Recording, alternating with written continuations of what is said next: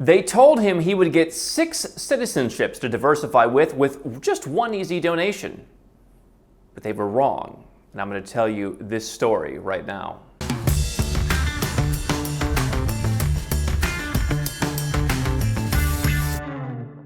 I'm Andrew Henderson. This is Nomad Capitalist, where we help everyone from multiple billionaires and celebrities to everyday 7- and 8-figure entrepreneurs and investors like yourself legally go where you're treated best. One of the ways that we tell you can go where you're treated best is to have a second citizenship. Or recently, we have changed that to multiple citizenships. You want to be diversified. You want to rely on no one government. And one of the most common ways, if you Google a way to get a second passport, is you're going to see lots of people showing ads at you for citizenship by investment. It's a way where you can invest in a country's economy and you get on a commoditized, streamlined path to citizenship in as little as a matter of months. You'll see ads for get your passport in 2 months. In Vanuatu, in the South Pacific, I've seen ads for get your passport in 30 days. We've told you for years that that passport program was poorly run, confusing, complex, and now their passport has basically been deemed virtually worthless after losing visa-free access to the European Union and having all sorts of problems. But you'll see other programs in the Caribbean where people will promise you a passport in 2 or 3 months. They seem to conveniently forget the paperwork, and yet people come to me and say, oh, I worked with this company that didn't help me do the paperwork. It took me over a year of collecting papers and filling out forms and figuring out notaries, and then finally, yes, it did take 3 or 4 months to get the passport. So companies have always offered misleading timelines, but the reason I mention citizenship by investment is that the Caribbean is the most common jurisdiction for citizenship by investment. People promote it because it's where they can make money. They get back-end commissions, they charge fees. It's a very profitable thing to offer people, and while I think it's a great way to diversify yourself if you don't have access to other means of getting second citizenship, I do believe it is, to some people, aggressively marketed. Not everyone needs a Caribbean citizenship by investment. Not everyone needs citizenship by investment at all.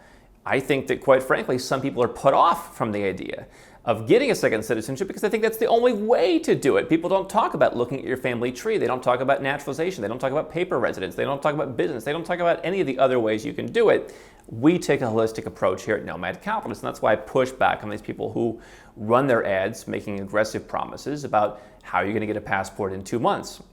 We've gotten people passports faster than that, but we also have to add in the time it took to prepare the case and put together the paperwork. So that's my concern with the citizenship by investment area. And there's so many misconceptions that you've heard about how merely having citizenship in a tax-free country like St. Kitts and Nevis allows you to reduce your taxes. Well, if you live in the US or Canada or Australia or any other country that has residential-based taxation or citizenship-based taxation, it's not going to help you do that.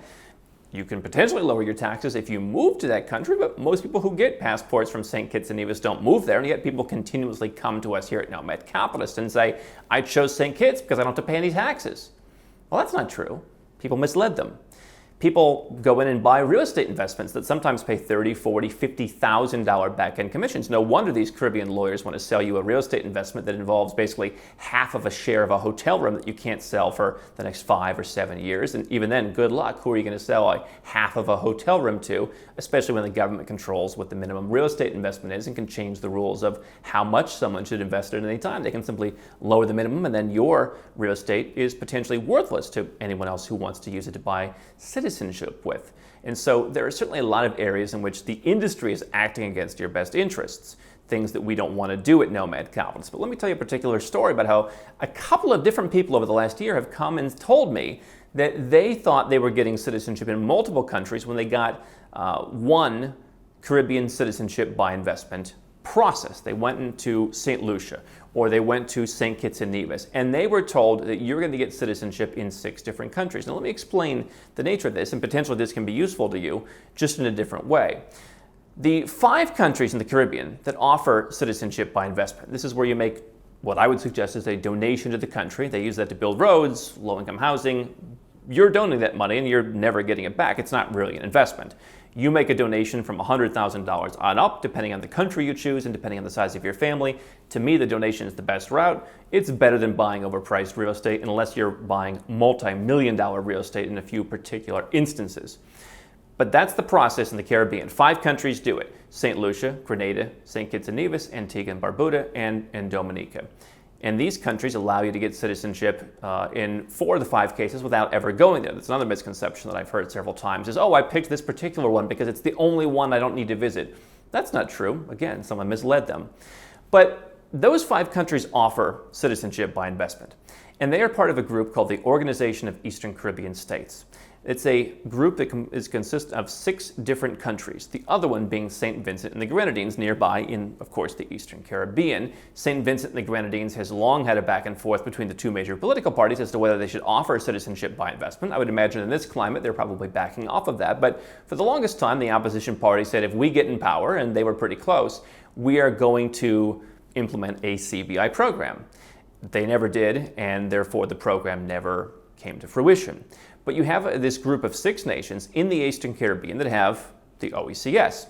And citizens of OECS countries, in a way that is somewhat loosely similar to what you might see in the US, where someone who lives in California can simply move to Arizona, or in the EU, where someone who lives in, or is an Irish citizen, can move to Spain. In a way that is somewhat related to that, you have in the OECS what's called freedom of movement. And so someone who is a citizen of Dominica can theoretically go and move to Antigua and Barbuda. There's a few steps involved, but that's theoretically possible. What that doesn't mean is that by being a citizen of St. Lucia, you're now a citizen of all 6 countries, any more than by being a citizen of Ireland, in the aforementioned example, you're also a citizen of Spain. Yes, there is a loose concept of what, EU citizenship, in that if you are a citizen of any EU member country, you have the ability to move with a few basic restrictions within those other countries. You can say, hey, today I live in France and tomorrow I want to live in Bulgaria. You can simply do that, again, in a way loosely similar to how someone who lives in Texas might want to move to Florida. So you have certain freedom of movement. That doesn't mean that you're a citizen of the other country. It simply means that you have access. And that's something where people, I believe, are sometimes being sold that they have more diversification than they really do. You see promoters of citizenship by investment making these wild claims about how, oh, don't worry, there's no taxes. Well, that's only half the story. The real story is, where do you live? What's your current citizenship? What's your current home? That's going to define your tax picture a lot more than a citizenship that you just got a few months ago that doesn't have any taxes. And yet, in the same way, people are talking about how, oh, you'll be so diversified because you'll have 6 different citizenships. Well, that's not true.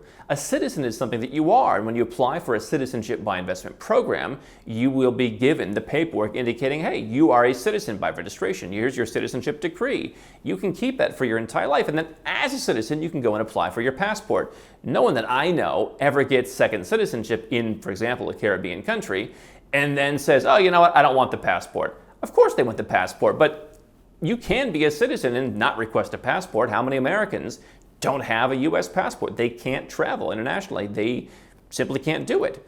And yet, that doesn't mean that they're not U.S. citizens. It doesn't mean they've given up their citizenship. It doesn't mean their citizenship was taken from them. It just means they don't have a valid travel document. You can obtain citizenship, in which case you are a citizen, in which case then you can apply for a passport. But you're not going to go through one country's program, i.e. St. Lucia, and then they're going to miraculously make you a citizen of 5 other countries, which would each have their own due diligence procedures, especially because one of the countries in that block simply doesn't have a citizenship by investment program. You cannot be a citizen unless you were to go through a much more laborious process of living and paying taxes there. Now, these countries are also part of a group called CARICOM, the Caribbean Community, and so this includes other countries like Belize and Jamaica and a more extensive network around the Caribbean. And you have certain abilities as a CARICOM citizen to relocate with what's called a skills certificate to other countries. But again, that doesn't mean that you're a citizen of Belize. It doesn't mean that you necessarily have the permanent right to live in Belize. It means that you perhaps have special advantages that other citizens don't have. That said, you can move to countries like Belize or Barbados, which are part of CARICOM, without having a CARICOM passport. You can do it with pretty much any nationality as long as you meet their requirements. In Belize, it's more focused towards retirees who have an income. In Barbados, it's focused on people who buy real estate or commit to starting a business and get a work permit. So there are a lot of misconceptions out there. If you go through any particular Caribbean country's citizenship by investment program, or any country's citizenship program, Malta doesn't call its program a citizenship by investment. They have what's called an exceptional naturalization program. You can be a Maltese citizen, and yes, you can then use that to move to Germany if you'd like. That doesn't mean that you're a German citizen. It means that you have rights through a bloc of which your country is a member. And so the same thing goes. If you're applying for one Caribbean citizenship, you're only getting one citizenship. I do know someone who is applying for all 5 of them. They want to collect them all, as it were, and they want that for a number of reasons. They just want to be totally diversified. They want the ultimate in visa-free travel. They want the ability to do a number of different things, having all those passports. And you could certainly do that, and then you would have 5 passports. That means 5 due diligence processes, 5 big stacks of paperwork, 5 go-arounds. I guess if you did it all at once, it would be easier just to order 5 police reports at once. But most people aren't going to do that. Most people might get 1, maybe 2. But there are so many misconceptions, that's just another one. If there are other misconceptions about second citizenship, or specifically citizenship by investment that you've heard, leave them in the comments below. We may make a video about that in the future. Don't stop now. We've got well over 1,000 more videos here on YouTube for you to watch and learn how to go where you're treated best. And if you want to work with Nomad Capitalist personally, go to nomadcapitalist.com/apply, learn about our unique, tried and true process, garnered over years of experience, and learn how you can become our client.